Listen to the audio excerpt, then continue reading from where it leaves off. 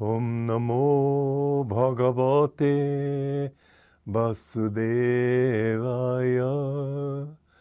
Om Namo Bhagavate Vasudevaya. Om, I bow to the Lord Vasudeva. Joy to you, friends.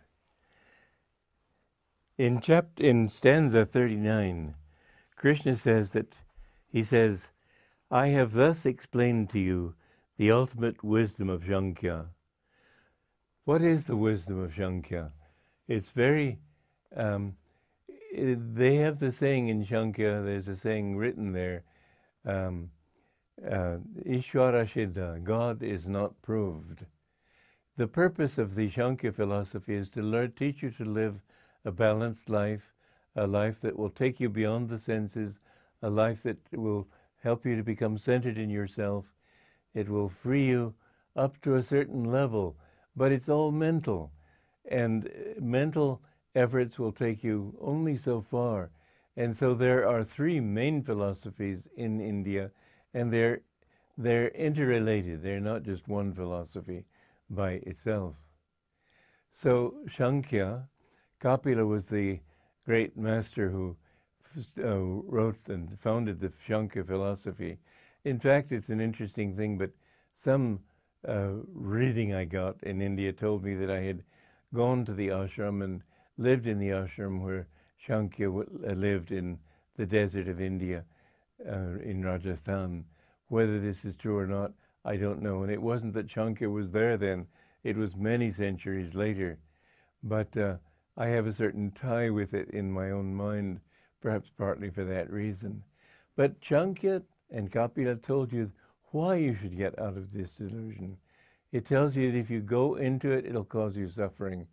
You must get out of it. And the first thing that tells you to do is become even-minded, become centered in yourself, get away from these opposites of duality, and direct your energy upward. Don't let it go downward. And the more you can direct your energy here, the more you can concentrate at the point between the eyebrows and think of God and think of high things, the more you will reach freedom.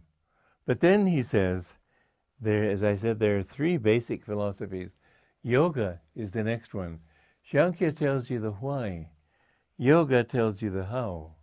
And then Vedanta, anta means end. Amar, or ananta rather, means endlessness. And Vedanta means the end of the Vedas. It's the summation of the Vedas. And in Vedanta you see a teaching that proves that the Vedas, which so many of them, because of the changing of meaning and all sorts of things that have happened in thousands of years of their existence, to change the meaning of words, change the direction of grammar and different things, that the Vedas seem like just pastoral poems, but in the Vedanta you see that it's a very high teaching. Vedanta is what teaches, but aham brahmasmi, I am Brahma, I am He, tattvamasi, thou art that. These highest truths that help you to realize that you are not this body, you are not this ego, you are the infinite one. So Shankhya doesn't tell you so much of what that is.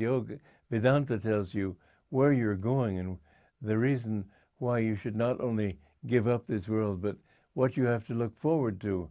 But yoga is the most important one from where we are right now, because yoga is what tells you how to do it. And yoga is a very down-to-earth subject. It's not just strange huffing and puffing breathing exercises and assuming pretzel shapes. Actually, it's based on the teachings of Patanjali. And he said that there is the Eightfold Path. People make the mistake of calling it the Eightfold Path of Patanjali. It's not his path. It's the same path everybody follows.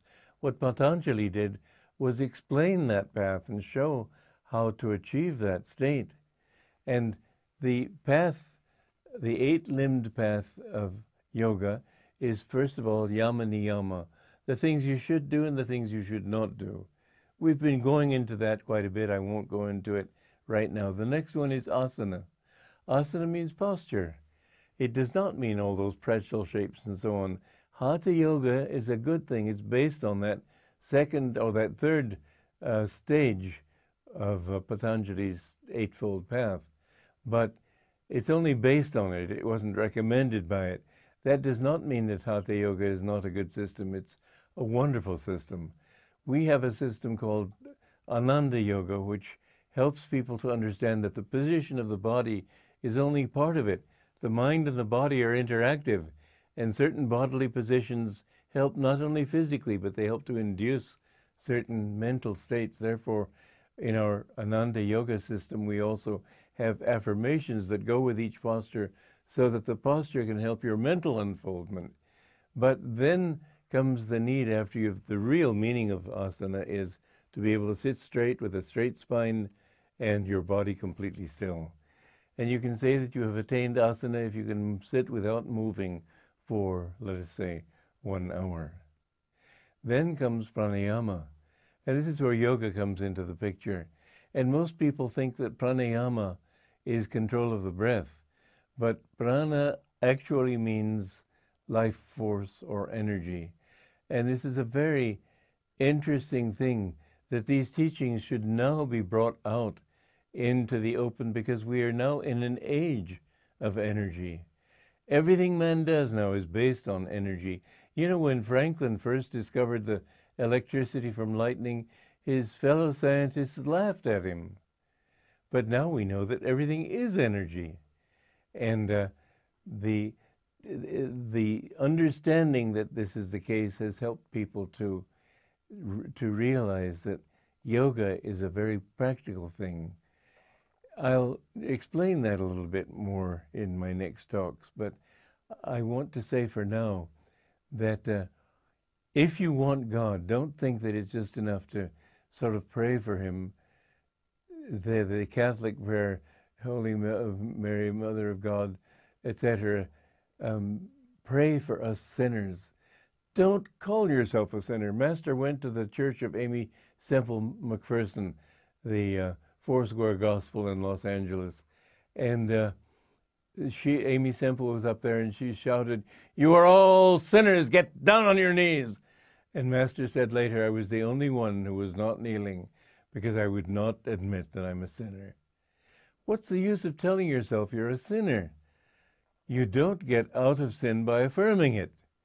Say, yes, I have made mistakes, and sin is really only a mistake. It's not something that each time you do it there's a heavier skull on the face of God looking at you with anger and judgment.